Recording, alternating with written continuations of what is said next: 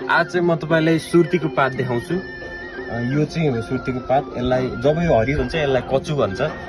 अनि जब सुर्ती बनाउनको लागि यसरी सुकाइन्छ यसलाई चाहिँ सुर्ती भन्छ है त।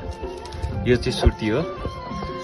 अब यो लोकलवाला सुर्ती राम्रो छ, यस्तो हुन्छ यसको पात पुरै।